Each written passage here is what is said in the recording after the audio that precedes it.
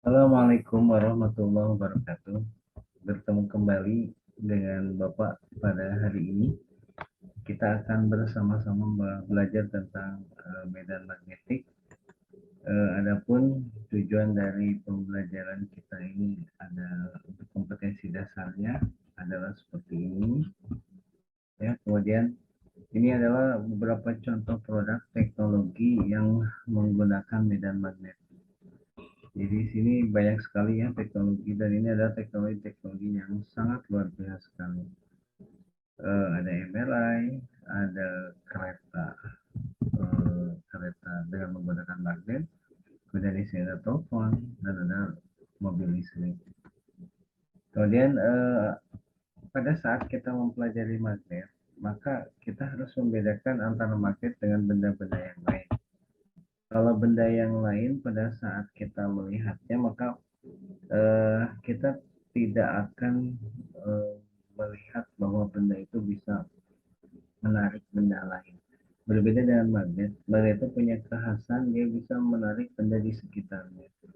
Kenapa bisa seperti itu? Karena magnet memiliki medan magnet. Nah, ini adalah gambar dari medan magnet yang bisa kita lihat pada pasir besi ya. Di sini kita akan membentuk medan magnet seperti ini dan diilustrasikannya seperti pada gambar yang satunya lagi.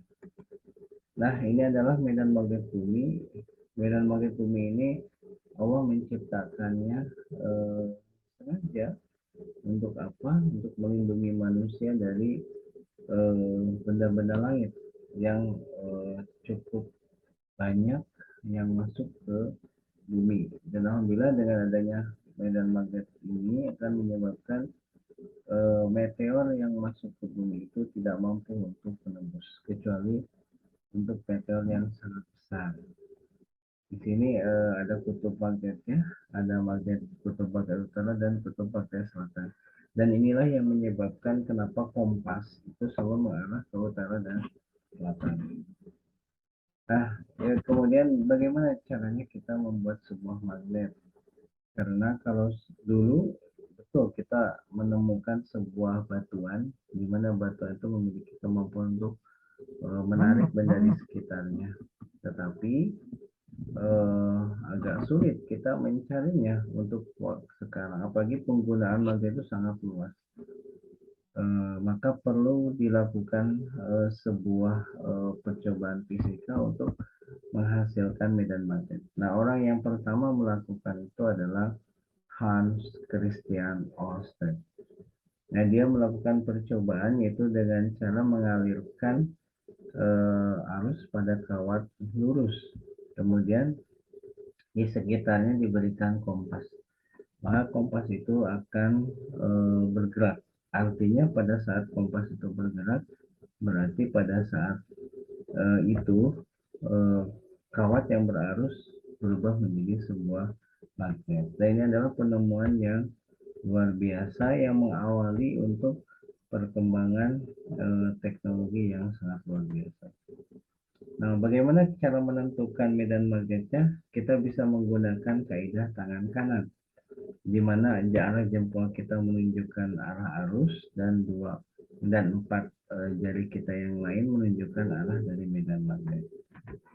Nah, medan magnet ini bisa kita hitung itu sesuai dengan jaraknya. Karena semakin jauh maka medan magnetnya akan semakin kecil. Nah, di sini Ørsted mencoba untuk menganalisanya bagaimana besar dari medan magnet itu. Nah, yang pertama yang dia analisa itu adalah bagaimana sih medan magnet di sekitar magnet batang. Jadi dalam magnet ada arah selatan dan utara. Di sini ada sebuah kesepakatan gitu kan. Untuk arah medan magnet itu dari utara ke selatan. Ini hanya sebuah kesepakatan. Kemudian ini adalah kaidah tangan kanan yang tadi yang disebutkan itu untuk menentukan arah dari medan magnetnya. Jadi kalau ada arusnya ke atas maka medan magnet itu berputar seperti gambar itu. Nah, untuk menghitung berapa nilai medan magnetnya, maka Bjorn-Schaffert membuat sebuah persamaan matematis. Ini adalah persamaan matematis untuk kawat lurus panjang, dan ini adalah berupa kawat berupa lingkaran. Karena nanti kita akan menemukan dalam beberapa kasus medan magnet itu tidak selalu dihasilkan oleh kawat yang lurus. Jadi bisa aja kawat yang melingkar, misalkan yang terjadi pada motor listrik. Nah, untuk nilainya, ini adalah nilai dari B, nilai medan magnetnya. Ini sangat bergantung kepada I dan A, dengan I-nya adalah arus, A-nya adalah jarak dari kawat itu ke titik yang dimaksud. Bagaimana kalau untuk kawat yang melingkar? Jadi untuk kawat yang melingkar, dia persamaannya B mu 0 I per 2L.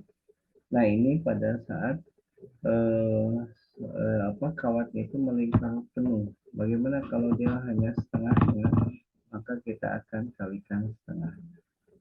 Nah, untuk kawat yang jumlahnya N lilitan, maka nilai B-nya itu dikalikan dengan nilai N. Kemudian, bagaimana cara untuk memperbesar dari medan magnet itu? Maka kita bisa membuat kawat itu dirubah menjadi solenoida atau kumparan.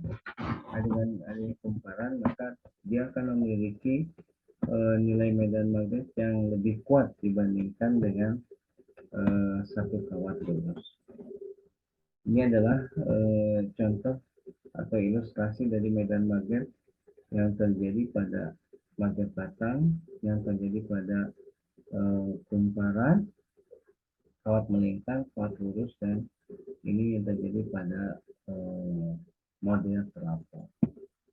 Ini adalah alat dalam kehidupan sehari-hari yang mana kita sering ketemu, yaitu dengan speaker. Dan di dalam speaker itu ada alat yang disebut dengan magnet. Ini ada tugas-tugas yang nanti silakan Anda kerjakan, yaitu dengan menggunakan persamaan tadi yang sudah disebutkan. Nah, kemudian berikutnya adalah gaya Lorentz. Nah, Lorentz melihat satu kondisi di mana pada saat sebuah kawat berarus disimpan pada medan magnet, maka di sana akan muncul yang namanya gaya tarik menarik, dan disebutlah itu adalah gaya Lorentz. Berapakah besarnya? Besarnya sebesar del sin theta, atau untuk muatan persamaannya QVB sin theta.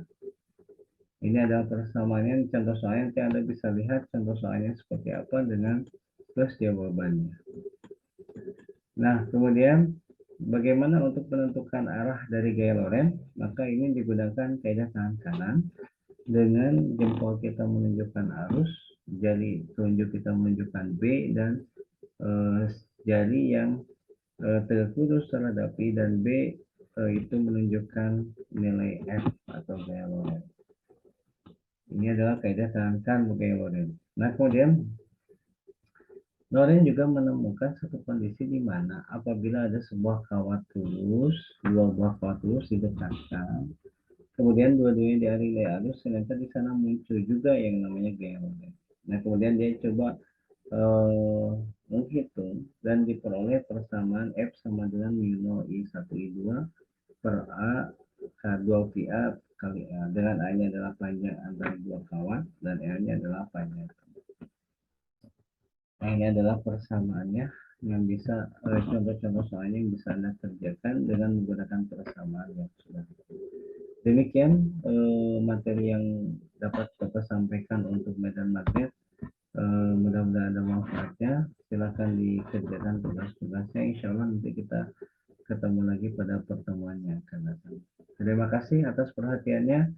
Assalamualaikum warahmatullahi wabarakatuh.